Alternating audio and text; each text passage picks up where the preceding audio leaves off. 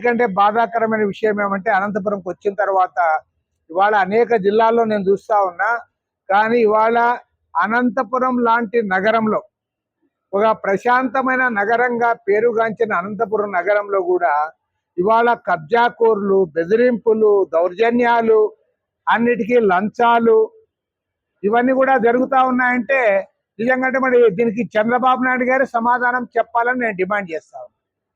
ఆయన ఏమంటున్నాడు, సుపరిపాలన జరుగుతూ ఉంది, తొలి అడుగు అది అని చెప్తా ఉన్నావు. నీ సుపరిపాలన ఏముందో ఒక చంద్రబాబు నాయుడు గారు నేను కోరేదేమంటే ఎవరినైనా ఒకరిని పంపమంటా అన్నా అనంతపురానికి.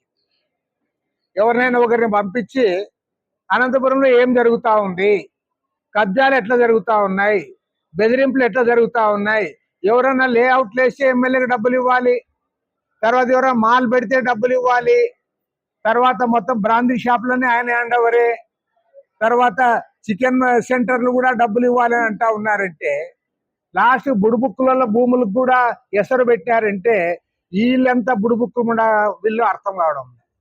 ఈ ఎమ్మెల్యే ఎంత బుడుబుక్కులోడో నాకు అర్థం కావడం లేదు. పాపం బుడుబుక్కులలో అంటే వాళ్ళు ఏదో పాపం పాత బట్టలు అవి ఇవి చేసుకొని వాళ్ళు కష్టపడి ఇంత చేసుకుంటే దాంట్లో కూడా వాళ్ళ భూములు కూడా ఎసరు పెట్టినారంటే ఇక్కడ వైశ్యులను బతకనివ్వరు, ఎవరిని బతకనివ్వరు. అనంతపురం నగరంలో ఏనాడు కూడా ఇలాంటివి చూడలేదు.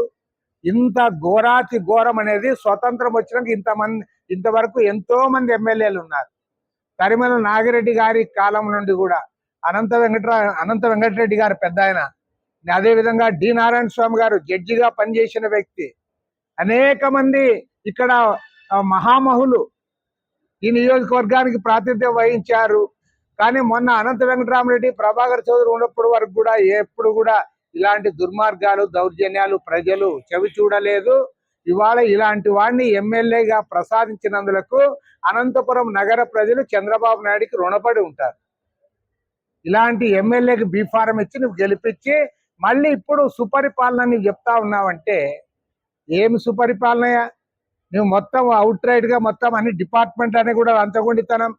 మీ ఎమ్మెల్యేలు చెప్పినా ఎవరు పని చేయడంలే, ఆఫీసులో ఏ ఆఫీసుకి పోయినా లంచం లేకుండా పని జరగడంలే. కాబట్టి ఏమంటే ఇవాళ ఒక దుర్మార్గమైనటువంటి అవినీతికరమైన పరిస్థితులు కింది స్థాయిలో కొనసాగుతా ఉన్నాయి. చంద్రబాబు మీడియా వాళ్ళపైన దాడులు జరుగుతూ ఉన్నారు. కొట్టడం కాదు, రైల్వే లైన్ మీద వేస్తామంటున్నారు, రైల్వే పట్టాల మీద వేస్తామంటున్నారు. ప్రతి దాంట్లో కూడా బెదిరింపులు రాజకీయాలు నడుస్తూ ఉన్నాయి. దీన్ని తీవ్రంగా తప్పుపడతా ఉన్నాం, ఖండిస్తా ఉన్నాం. నేను సీఎం గారికి ఒకటే చెప్తా ఉన్నా, సీఎం గారిని ఏదో విమర్శించాలి కాబట్టి చంద్రబాబు నాయుడు పైన 4 రాళ్ళు వేయాలని నేను చెప్పడంలే. నేను లేదంటే మీ పరిపాలన వేరే గవర్నమెంట్తో పోల్చుకోమని కూడా నేను చెప్పడంలే. నేను సున్నితంగా ఒకటే మాట చెప్తా ఉన్నా, గతంలో కూడా మీరు 3 సార్లు ముఖ్యమంత్రిగా ఉన్నారు, కానీ ఏనాడు కూడా మీ గురించి మేము ఇట్లా ఈ మాటలు చెప్పలే. ఇవాళ మీ పరిపాలనతోనే ఇప్పుడున్న పరిపాలన బేరీజ్ వేసుకోండి. గతంలో మీ పరిపాలనలో నేను కూడా అప్పుడు ఎమ్మెల్యేగా ఉన్నప్పుడు చూశాను, ఎవరిపైన ఆరోపణలు వస్తే మీరు పిలిపించి మందలించి దాన్ని మళ్ళీ పేపర్లో రావడము, వాళ్ళని కట్టడి చేసేవాళ్ళు.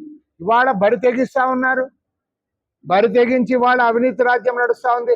అనంతపురం లాంటి టౌన్లో ఇంత దుర్మార్గాలు జరుగుతూ ఉంటే ఇంకా మళ్ళీ పల్లెల్లో ఏమేమి జరుగుతూ ఉన్నాయో, మహిళల పైన దాడులు చేస్తూ ఉన్నారు, కుటుంబాలను బెదిరిస్తూ ఉన్నారు, ఒకరిని చూసి ఒకరు ఎవరు విచ్చలవిడితనం వచ్చేది.